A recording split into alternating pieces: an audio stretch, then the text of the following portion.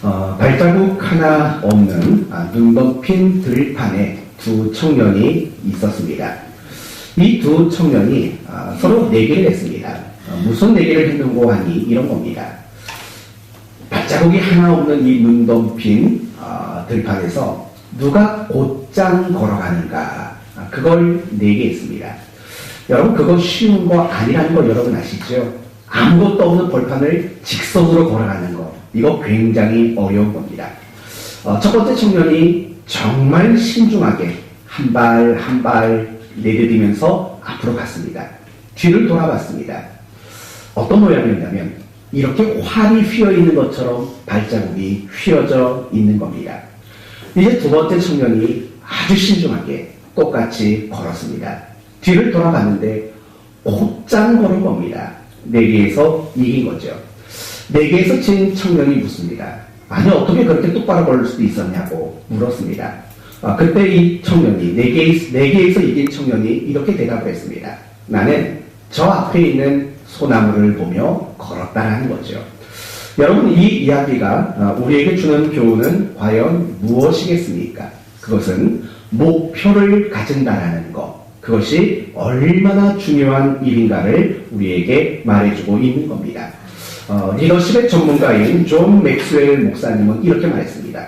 성공하는 사람과 실패하는 사람의 차이가 있다면 그것은 바로 목표의 유무다라고 말한 겁니다.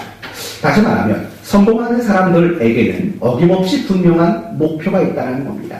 목표가 있는 사람은 성공하게 되고, 적어도 목표가 있는 사람은 목표가 없는 사람보다는 더 잘할 수 있다는 겁니다. 그런데 이런 목표가 중요한 것이 우리의 세상 살이에만 해당되는 건 아닙니다.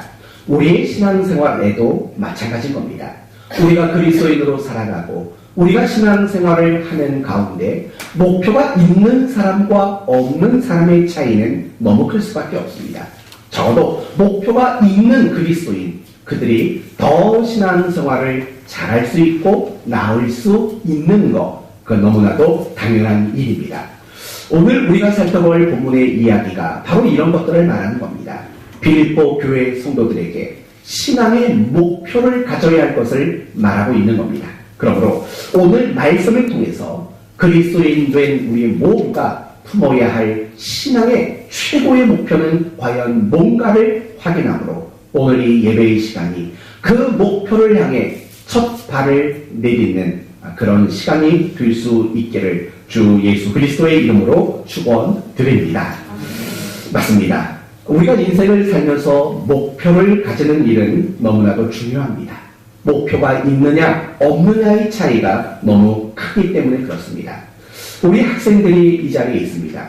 우리 학생들이 공부할 때 아무런 목표 없이 공부하는 아이와 1등을 목표로 공부하는 아이 중에 어떤 아이가 공부를 열심히 할까요? 그건 당연히 1등이라는 목표가 있는 학생이 공부를 열심히 하게 되는 거죠. 그리고 결과적으로는 그런 목표가 있는 학생들이 공부를 더 잘할 수밖에 없는 겁니다. 운동을 하는 선수들도 마찬가지인 겁니다. 여러분, 목표 없이 운동하는 선수와 금메달을 목표로 운동하는 선수, 누가 더 열심히 할 수 있을까요? 누가 더 결과적으로 잘하게 될까요? 목표가 분명히 있는 선수가 잘하게 되는 겁니다. 여러분, 권투 선수를 생각해 봅시다. 권투 선수가 있는데 주먹이 날라오면 무서울까요? 안 무서울까요? 무섭지요. 자꾸 눈을 감게 되죠. 그래서 무서우니까 눈을 감고 주먹을 휘두르는 선수와 상대편을 똑바로 쳐다보고 주먹을 휘두르는 선수, 누가 이길까요? 당연히 상대편이라는 목표를 똑바로 바라보는 그 선수가 이기게 되어 있는 거 아니겠습니까? 사격도 마찬가지입니다. 관역을 보지 않고 총을 쏘는 사람과 관역을 보고 총을 쏘는 사람 중에 누가 관역을 잘 맞추겠습니까? 당연히 관역이라는 목표를 가진 사람이 잘 맞추게 됩니다. 남의 얘기하는 것 같아서 실감이 안 납니까? 그러면 여러분 얘기해 봅시다. 다이어트 한 번쯤 생각 안 해보신 분 계십니까? 어제 김군도 집사님이 저랑 대화를 하는데 제 배를 쳐다보시더라고요. 내가 다이어트를 해야 되나? 여러분, 다이어트를 해야겠다라고 마음 먹은 사람과 내가 5kg를 빼겠다라고 마음을 먹은 사람 중에 누가 다이어트에 성공할 확률이 높을까요? 당연히 목표, 내가 5kg 빼겠다, 10kg 빼겠다, 이런 목표를 가진 사람이 다이어트를 잘하고 성공할 수 있게 되는 것 아닙니까? 백수의 왕 사자를 여러분 아시죠? 이 사자는요, 하루에 거의 20시간은 자거나 졸거나 그렇게 시간을 보낸다는 겁니다. 그러니까 그 자고 조는 그 시간에는 맹수의 날카로운 눈빛이 사라지고 흐리멍텅한 눈빛이 됩니다. 그런데 이 사자의 눈빛이 맹수의 눈빛을 찾을 때가 있습니다. 그게 언제인 줄 아십니까? 먹잇감을 봤을 때입니다. 다시 말하면 목표가 생겼을 때 그 흐리멍텅했던 눈빛이 정말 맹수의 눈빛으로 되살아나는 거 아시지 않습니까? 여러분, 결국 무슨 일이든 간에 우리가 목표를 가지고 하느냐 그렇지 않느냐는 너무나도 큰 차이를 만들게 되는 겁니다. 그러므로 여러분, 가정에서도 사업에서도 그리고 여러분이 무엇을 하든지 간에 분명한 목표를 가지는 일이 지혜로운 일이며 현명한 일이라는 것을 기억하시고 여러분의 삶 속에 많은 목표가 여러분에게 있기를 바랍니다. 저는 다이어트 안 할 겁니다. 그런데 여러분, 이런 목표가 중요한 것은 우리의 인생살이에만 해당되는 게 아니죠. 우리의 신앙생활도 마찬가지입니다. 목표가 있는 그리스도인은요, 열심히 뒤따르게 되어 있습니다. 그리고 열심히 뒤따르니 결과적으로는 더 성장하고 신앙생활을 잘할 수밖에 없는 겁니다. 예를 들어봅시다. 베드로. 여러분은 베드로 하면 제일 먼저 떠올리는 이야기가 뭡니까? 예수님 3번 부인한 사람. 그런데 여러분 아십니까? 베드로가 예수님을 3번 부인한 것 이면에는 반전이 있습니다. 그 반전이 뭐냐면 그나마 그게 제자 중에서는 제일 낫다라는 겁니다. 여러분, 베드로가 예수님을 부인할 수 있었던 이유가 뭡니까? 그나마 끝까지 예수님을 쫓아갔기 때문이죠. 나머지 제자들은 예수님이 붙잡히시자마자 다 여기저기 뿔뿔이 도망치고 말았지 않습니까? 그나마 베드로는 예수님이 끌려가는 그 길을 함께 따라갈 수 있었던 겁니다. 다른 제자보다 그나마 나았던 거죠. 그렇다면 생각해 보십시오.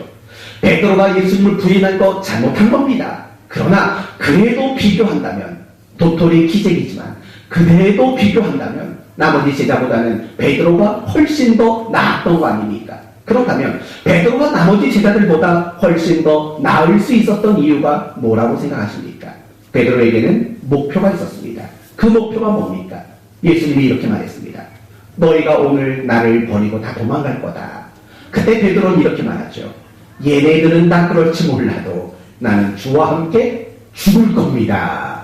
여러분, 한마디로 말하면 그것도, 그 주와 함께 죽겠다라는 것도 그가 가진 목표 아니겠습니까? 그런 목표가 있었을 때 나머지 제자보다 조금이나마 더 나을 수 있었던 것이죠. 다니엘과 그 세 친구를 한번 생각해 보십시오. 이들은 유대 사람이었습니다. 그러나 유대 나라가 바벨론에 의해서 멸망당하고 포로로 끌려가고 말았습니다. 참 안타까운 현실이죠. 그런데 이들이 뜻밖의 기회를 맞이하게 됩니다. 왕들에게 선발된 겁니다. 왕에게 선발된 겁니다. 그리고 왕이 제시하는 교육 과정을 마치면 바벨론이라는 나라에서 명예와 권세와 출세를 할 수 있는 기회를 얻었습니다. 여러분, 어쩌면 이것은요, 유다의 그 망해가는 나라에서 있는 것보다는 차라리 바벨론에 왔지만 이게 더 나은 인생의 기회일 수도 있는 겁니다. 그런데 이 다니엘과 그 친구들은 그 출세를 위해 신앙을 타협하지 않았습니다. 아시지 않습니까? 왕이 주는 진리를 거절했습니다. 이 말은 결과적으로 그가 출세할 것을 거절하는, 신앙에 타협을 하지 않겠다라는 용기 있는 말 아닙니까? 그렇다면 여러분, 다니엘과 그 친구들이 그럴 수 있었던 이유가 뭡니까? 그것은 그들에게 신앙의 목표가 있었기 때문입니다. 어떤 목표입니까? 자기의 몸을 어떻게 하지 않기를 더럽히지 않겠노라라는 그런 목표가 분명히 있었기 때문입니다. 다니엘도 마찬가지 아닙니까? 왕의 조서가 내렸습니다. 왕을 제외한 누구에게도 기도하거나 누구에게도 소원을 비는 자는 사자굴에 던지기로 결의가 됐습니다. 그런데도 불구하고 다니엘은 예루살렘을 향하여 창문을 열고 하루에 3번씩 기도했지 않습니까? 가능했던 이유가 뭡니까? 그것도 그의 신앙의 목표, 내가 하나님을 향하여 예루살렘을 향하여 기도하겠다라는 그 신앙의 목표가 있었기 때문에 다니엘은 신앙의 타협을 하지 않을 수 있었던 겁니다. 사도 바울을 생각해 보십시오. 바울이 다메섹에서 주님을 만난 이후로 그는 한결같이 그리고 변함없이 주님을 사랑했습니다. 그리고 그 주님을 위해서 몸된 교회와 많은 성도들을 정말 수고하고 애쓰며 돌아볼 수 있었습니다. 어떻게 그렇게 한결같을 수 있었을까요? 어떻게 그렇게 그의 신앙은 변함이 없었을까요? 그에게 분명한 신앙의 목표가 있었기 때문입니다. 빌립보서 3장에 보면 이런 말이 나옵니다. 오직 한 일, 즉 뒤에 있는 것은 잊어버리고 앞에 있는 것을 잡으려고 무엇을 향하여? 표대를 향하여 그리스도 예수 안에서 하나님이 위에서 부르시는 부름의 상을 위하여 내가 달려가노라. 분명히 표대를 향하여 나아간다고 그렇게 말하죠. 결국 그 표대는 뭡니까? 신앙의 목표지요. 신앙의 목표가 있었기 때문에 바울은 어떤 순간 속에서도 변함이 없었고 한결같음으로 하나님 나라를 위해 헌신할 수 있었던 겁니다. 예수님을 한 번만 더 생각해 봅시다. 예수님은 온갖 고난과 조롱을 당하셨습니다. 그리고 더 나아가서 예수님은 죽음까지 감당하셨습니다. 이게 쉬운 일이 아니지 않습니까? 예수님이 어떻게 고난과 죽음을 감당할 수 있었을까요? 하나님과 동일 본질이기 때문일까요? 하나님이시기 때문일까요? 아닙니다. 그건 굉장히 무식한 말입니다. 여러분, 예수님이 이 땅에 오신 것은 하나님으로서 이 땅에 오신 게 아니라는 거 여러분 아시죠? 어떻게 오셨습니까? 인간을 대표하는 인간의 대표자로 이 땅에 오신 겁니다. 그래서 인간으로서의 고난, 인간으로서의 죽음을 감당하는 일은 결코 쉬운 일이 아니었습니다. 그래서 예수님이 겟세마네 동산에서 했던 기도가 뭡니까? 아버지여, 할만 하거든 이 잔을 내게서 옮겨주십시오라고 그렇게 애절한 마음으로 기도한 거 아닙니까? 예수님이 십자가에서 하셨던 말씀 중 하나가 뭡니까? 엘리 엘리 사박다니, 뜻이 뭐죠? 나의 하나님 어찌하여 나를 버리셨나이까 합니다. 여러분, 이것은 고통의 절규라는 거 여러분 아시지 않습니까? 그렇다면 예수님이 그 고난과 죽음의 순간을 어떻게 그렇게 감당할 수 있었을까요? 그것은 분명히 예수님께도 목표가 있었기 때문입니다. 히브리서 12장에는 이렇게 말합니다. 믿음의 주요 또 온전하게 하시는 이인 예수를 바라보자. 그는 그 앞에 있는 기쁨을 위하여 십자가를 참으사 부끄러움을 개의치 아니하시더니. 여러분, 참고 부끄러운 것을 개의치 않았다. 그 앞에 나왔던 제목이 뭡니까? 그 앞에 있는 기쁨을 위하여입니다. 다시 말하면 예수님은 온 세상 사람들을 구원하시겠다라는 목표의식이 분명했다는 겁니다. 그것 때문에 고난과 죽음까지도 예수님은 감당할 수 있었다는 겁니다. 이렇듯이요, 우리가 신앙생활을 할 때 정말 분명한 목표, 또렷한 목표를 가질 때 열심히 할 수 있고 잘할 수 있다는 것을 우리는 인물들을 통해서 확인할 수 있습니다. 반대의 케이스를 한번 볼까요? 그러나 반대로 신앙의 목표가 없는 사람들은 열심을 가질 수 없습니다. 또 신앙의 목표가 없는 사람은 신앙생활을 잘할 수 없게 됩니다. 도리어 목표가 없는 신자들은 나쁜 짓을 하게 될 확률이 많습니다. 여러분, 꿀벌 아시죠? 꿀벌이 꽃이 피고 꽃이 지기까지 얼마나 열심히 이렇게 꿀을 갖다 모읍니까? 꿀을 갖다 모으는 이유가 뭐지요? 겨울을 나기 위해서입니다. 그런데 겨울이 없는 나라로 이 꿀벌들을 옮겨다 놓으면 처음에는 예전처럼 열심히 꿀을 갖다 모은답니다. 그런데 겨울이 오지 않는다는 것을 알고 그때부터는 더 이상 꿀을 모으지 않는다고 합니다. 그런데 꿀을 모으지 않는 것에만 그치면 다행인데 이놈의 꿀벌들이 사람을 쏘러 다닌다는 겁니다.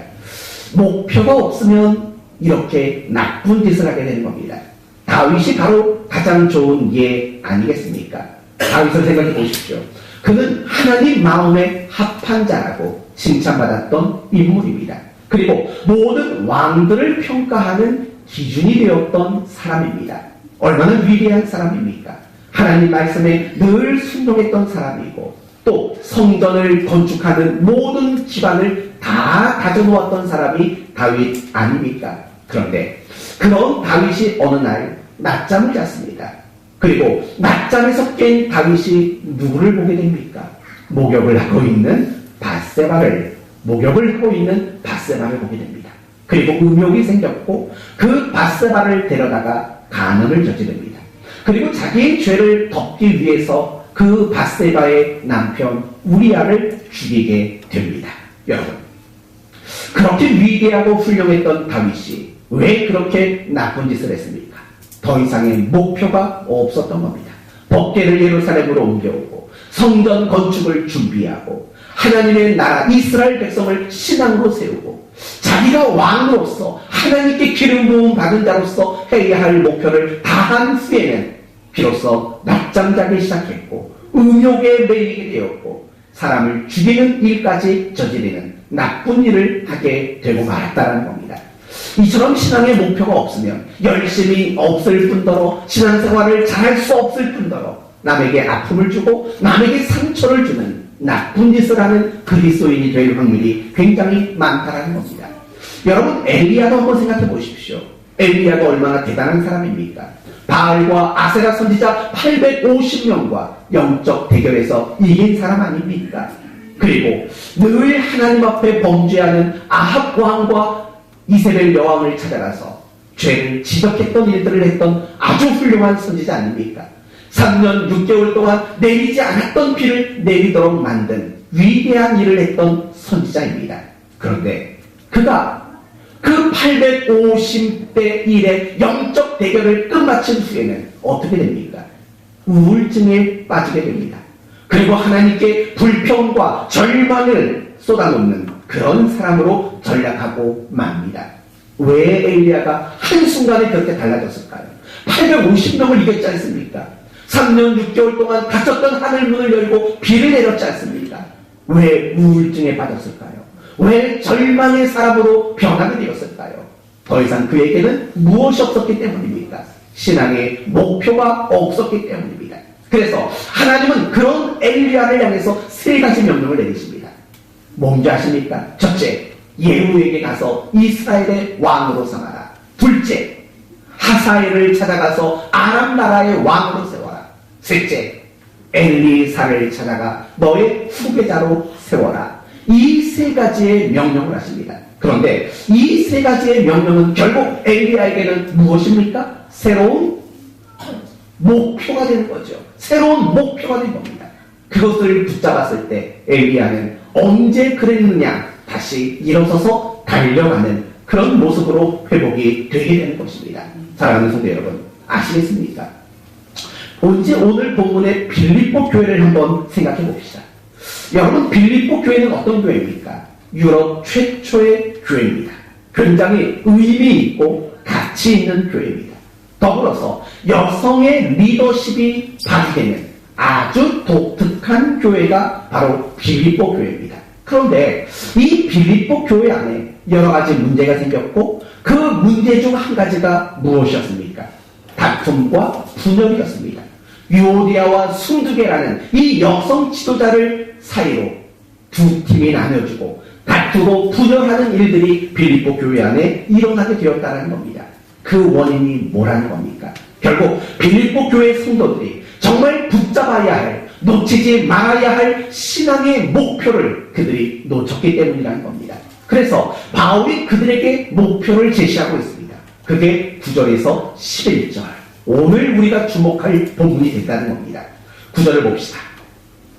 내가 기도하노라. 너희 사랑을 지식과 모든 총명으로 점점 더 풍성하게 하사 너희로 지극히 선한 것을 분별하며 또 진실하여 허물이 없이 그리스도의 날까지 이루고 예수 그리스도로 말미암아 의의 열매가 가득하여 하나님의 영광과 찬송이 되기를 원하노라. 여러분, 이거는 바울의 기도 제목이면서도 더불어 빌립보 교회를 향한 목표를 제시하고 있는 겁니다. 사랑하는 성도 여러분, 우리도 마찬가지입니다. 왜 신앙생활에 열심히 안 생길까요? 목표가 없기 때문입니다. 왜 신앙생활을 하는데 재미가 없을까요? 그것도 목표가 없기 때문입니다. 우리가 신앙생활을 하는데 왜 그렇게 쉽게 흔들릴까요? 왜 쉽게 지칠까요? 결국은 신앙의 목표가 없기 때문 아닙니까? 왜 감사가 없고 왜 불평, 불만이 많을까요? 신앙의 목표가 없기 때문입니다. 여러분이 한번 묻습니다. 이거는 진실하게 스스로에게 대답하셔야 합니다. 여러분에게는 신앙의 목표가 있습니까? 있는지 정말 정직하게 스스로에게 대답해 보세요. 만약에 있다면 여러분의 신앙의 목표는 뭡니까? 말 안 하지요. 있는지 없는지만 제대로 한번 생각해 보십시오. 여러분에게 신앙의 목표가 없다면 여러분은 늘 신앙의 열심은커녕 재미없고 원망, 불평, 투성으로밖에 못 살 겁니다. 그러나 여러분에게 분명한 신앙의 목표가 있다면 여러분에게는 열심히 있을 것이고 여러분에게는 더 나은 신자의 모습이 있을 겁니다. 그러므로 저는 여러분 모두가 신앙의 목표를 갖게 되기를 바랍니다. 예를 들면 이런 거 있지 않습니까? 일주일에 성경을 30장 이상 읽는다. 우리 교회에서 지금 그거 하고 있지 않습니까? 저거 하면서요, 얼마나 제 마음이 뿌듯한지 몰라요. 성도들이 열심히 성경을 읽고 있습니다. 뭐가 있기 때문일까요? 목표가 있으니까. 이게 다 그래프가 올라가는 게 보이거든요. 목표가 있으니까 열심히 하는 겁니다. 내가 적어도 하루에는 30분 이상 기도하겠다. 내가 일주일에 한 명 이상은 꼭 전도하겠다. 내가 교회 안에서 한 가지 이상은 꼭 봉사하겠다. 내가 다른 건 못해도 수요 예배, 금요 예배, 주일 1부, 2부 예배만큼은 내가 참석하겠다. 내가 새벽에 나가서 기도하겠다. 이런 분명한 목표가 여러분에게 있어야 하는 겁니다.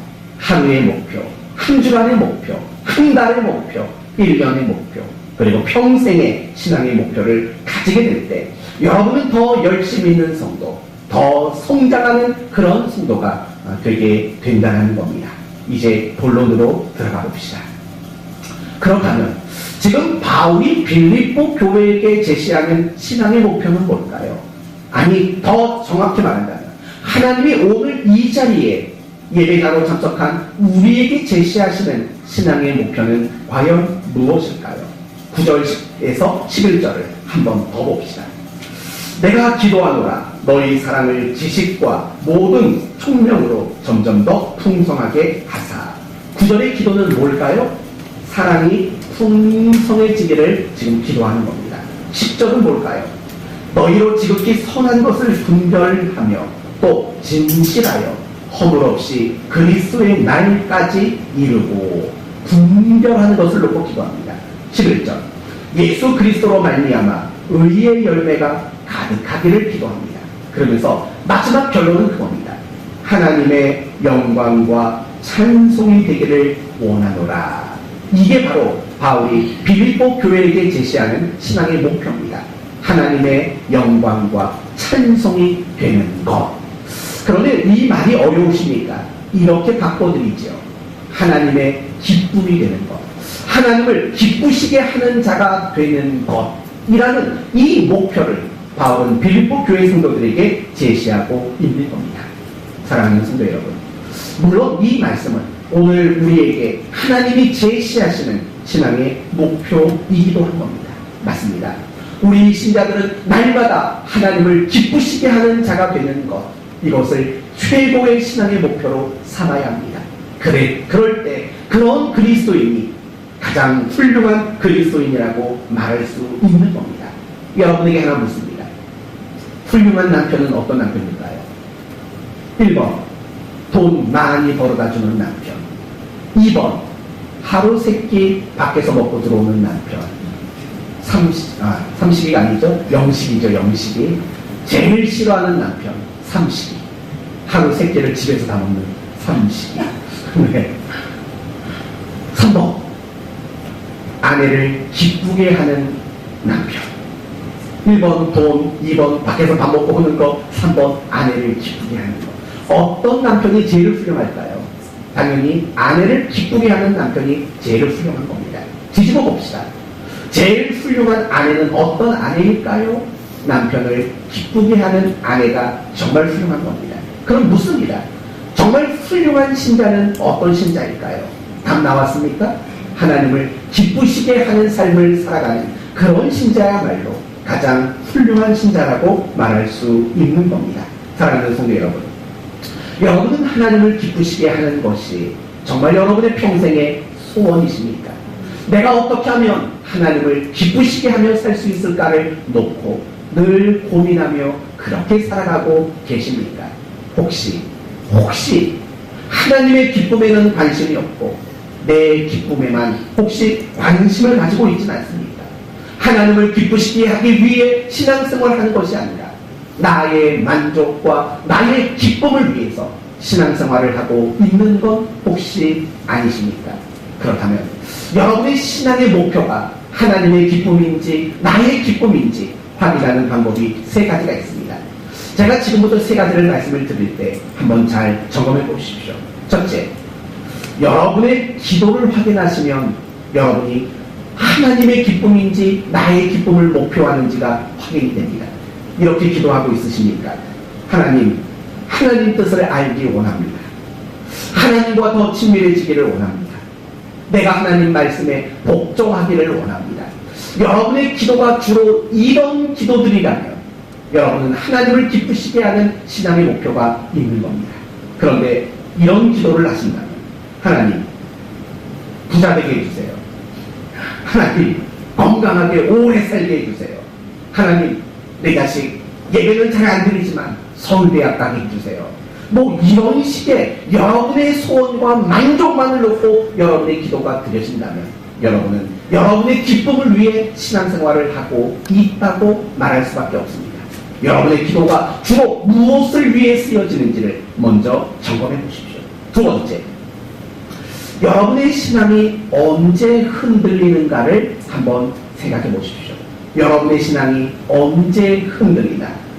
만약에 여러분이 이것 때문에 신앙이 흔들린다면 여러분은 하나님의 기쁨을 목표하고 있는 게 맞습니다. 예를 들면 제가 더 거룩하지 못합니다. 나의 거룩하지 못한 것 때문에 마음이 아프고 괴롭다. 또 내가 하나님께 더 많이 쓰임받고 싶은데 그러지 못한다. 원수를 사랑해야 되는데 사랑이 잘 안 된다. 이것 때문에 여러분의 신앙이 괴롭다면 여러분은 하나님을 기쁘시게 하는 그런 목표를 가지고 있는 게 맞습니다.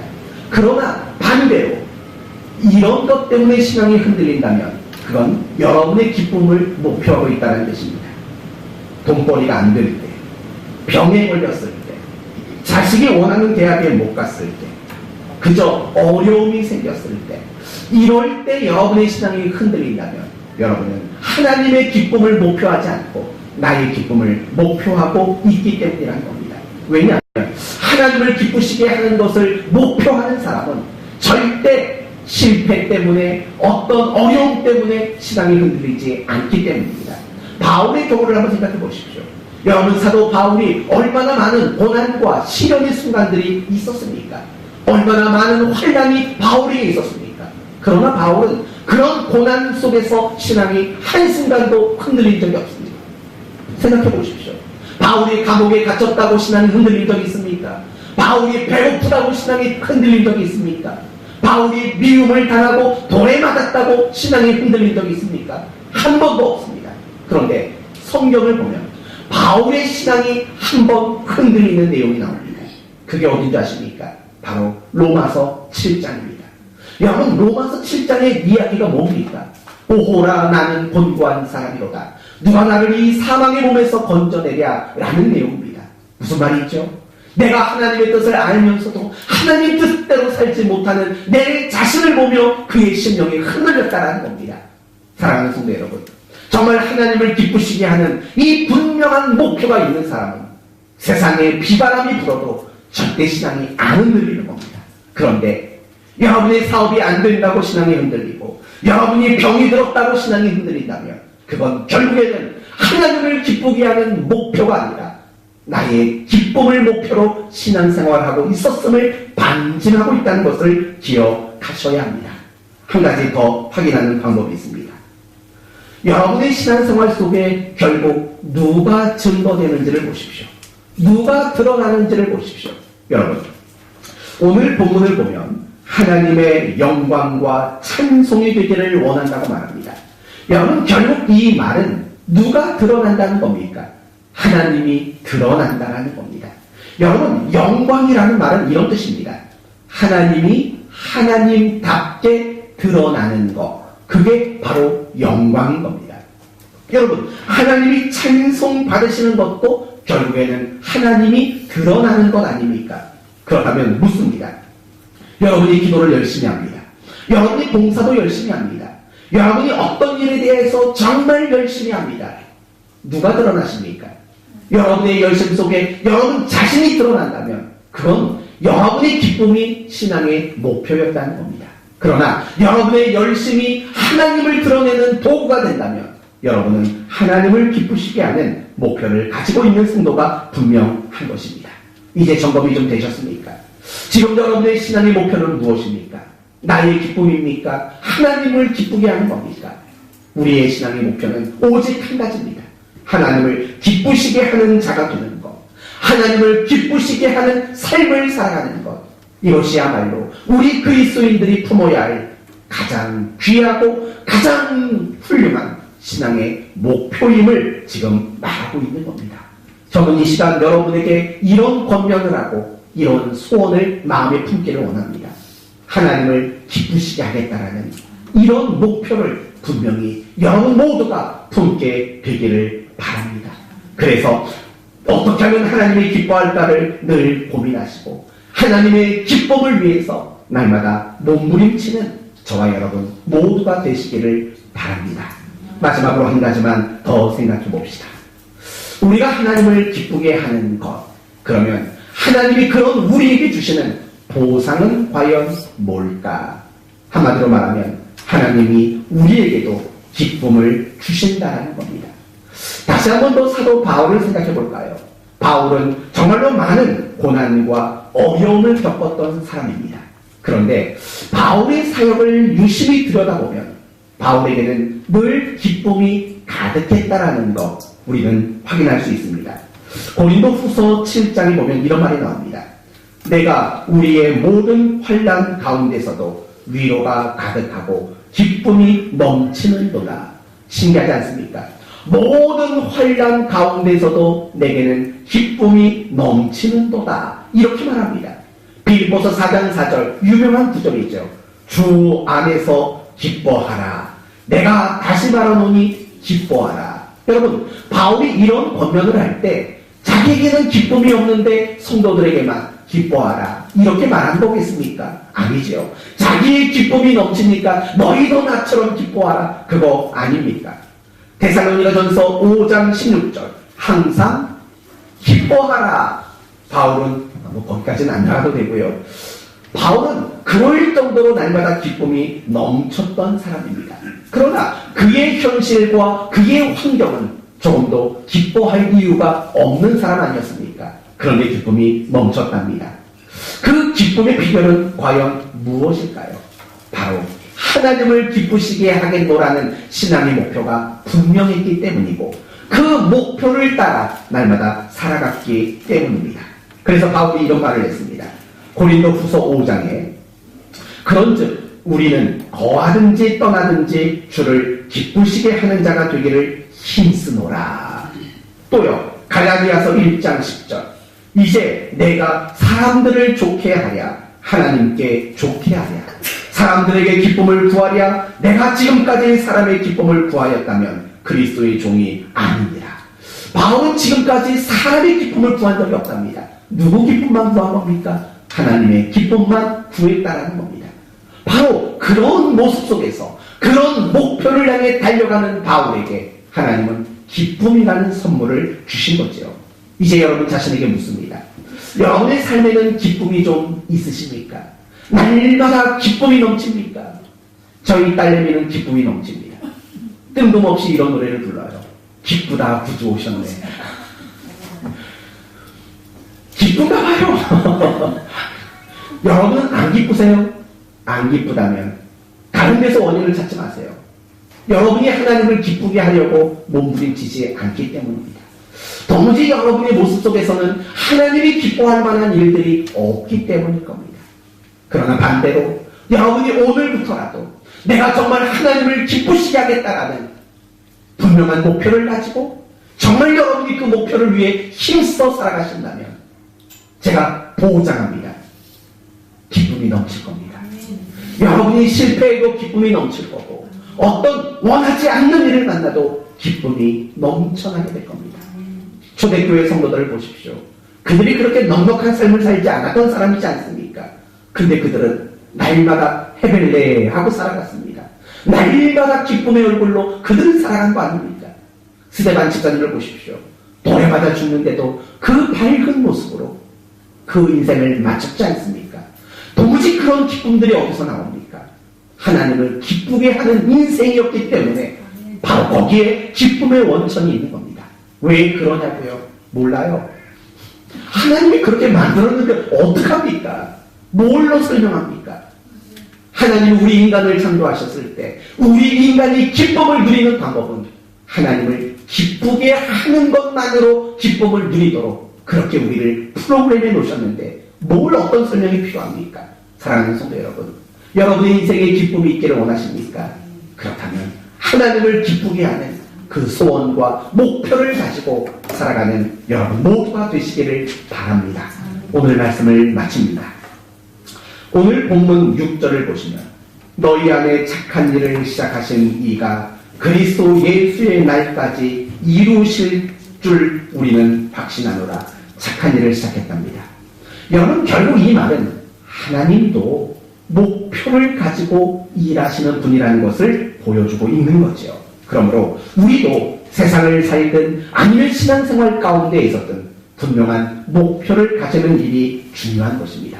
오늘 하나님이 우리 마음속에 담아둔 목표는 뭡니까? 하나님을 기쁘시게 하는 자가 되는 것. 이 목표를 우리 모두에게 하나님은 제시하셨습니다. 그 목표를 받아드십시오. 그리고 그 하나님을 기쁘게 하는 목표를 가지고 힘써 살아가십시오. 그러면 여러분의 인생은 기쁨으로 가득 차게 될 것입니다. 저는 여러분 모두가 하나님을 기쁘게 하는 삶이라는 목표를 바라보고 세상이 어떠하든 환경이 어떠하든 좌우나 우르나 치우치지 않고 기쁨으로 하나님 나라를 향해 달려가는 여러분 모두가 되시기를 예수 그리스도의 이름으로 축원드립니다. 아멘. 기도합시다. 감사하신 주님,